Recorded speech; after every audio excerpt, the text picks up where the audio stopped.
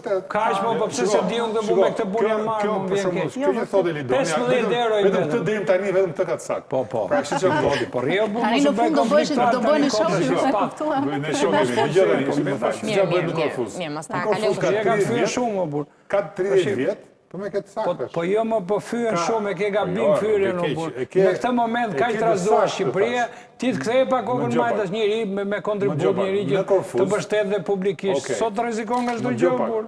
Në Korfuz e shesin një ditë Sarandën, edhe Butrintin, me një X vlerë, 70 euro për shumë, të cilat pjesa më e madhe ngelen në Korfuz.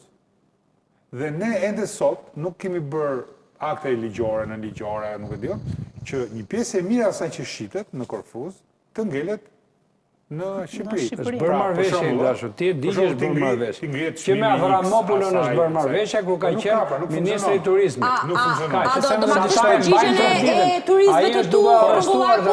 Pastaj Lidoni dhe e mbyllim me Tani profili i turistëve unë i kam parë pak edhe në booking, profili i turistëve për çfarë vinë në Shqipëri? Kërkojnë booking në këtë moment në Shqipëri, janë kryeson të moment Polonia. Polonia, pastaj janë diçka të Gjermania dhe Italia, po flasim gjithmonë për profilin e atyre që jep booking si shitje kryesore dhe normalisht janë ato turistë që kërkojnë çmime relativisht të lira. Po flasim për zona të cilat kanë një lloj xhiro të konsiderueshme edhe për faktin sepse janë të lira.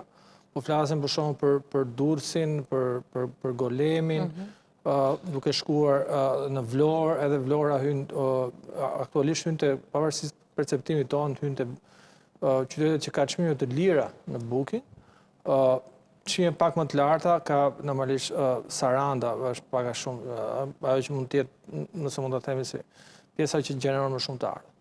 Po pse nuk bie Saranda, që ka konkurrencë shumë të fortë përballë? Se është qyteti më i konsoliduar Saranda. Se konkurenca asnjëherë nuk është e dëmshme.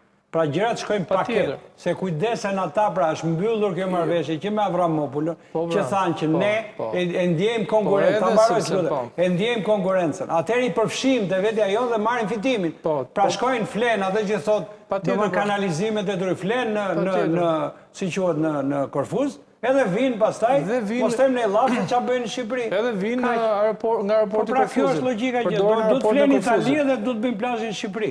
Okej, pra. Unë do të jap një shifër.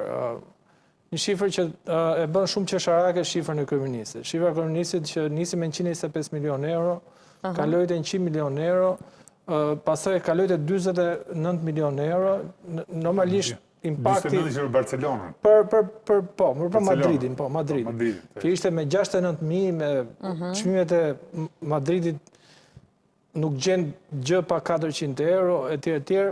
Dhe vim Shqipëri që për mendimin tim një efekt 5 apo 6 milion euro nuk kërcesh në ajër nuk e gjen më shumë. Tani çka ka ndodhur vjet në gjithë sistemin e booking Shqipëri janë arkëtuar 80 milion euro. 40 euro është mesatarja dhe janë 2 milion net qëndrimi në booking, që është platforma e madhe, Airbnb-a ka më pak. Ka diçka më pak se 1 milion në Shqipëri. Pra ne kemi 2 milion euro në turizmin e standardizuar. Patjetër që të ne funksionon shumë telefoni, kryesisht ato nga Kosova, nga Maqedonia vinë me telefona, me Instagram, bëjnë të prenotimet informale, le të themi. Po ky është turizmi, pra polaku, italiani, gjermani, pjesa europiane, pjesa tjetër vinë nëpërmjet këtyre sisteme. Patjetër është dhe pjesa pastaj e këtyre me charter e tjerë që kanë prenotime në grup, po flas për prenotimet individuale. 2 milion. Kaq janë. Greqia kanë 130 Sa turist kemi 2 milion net. E di kuptova, sa turist janë premtuar që do vinë në Shqipëri sipas parashikimeve të lutem, unë po flas me platformë të standardizuar ku Greqia kanë 130 milion net, ne kemi 2. Pra ne jemi 1 Po jemi dhe vend shumë i vogël. Po pavarësisht, unë s'po themi që jemi vend i madh, po themi ky është baza krahasimit. Me Greqinë unë e kuptoj që jemi edhe shumë afër, jemi edhe fshim fare. Po unë po them, ne kemi mbledh 80 milion. Dhe nuk është 80 milion që problemi, sa është 40 euro. Pra ti ke një mesatar 40 euro.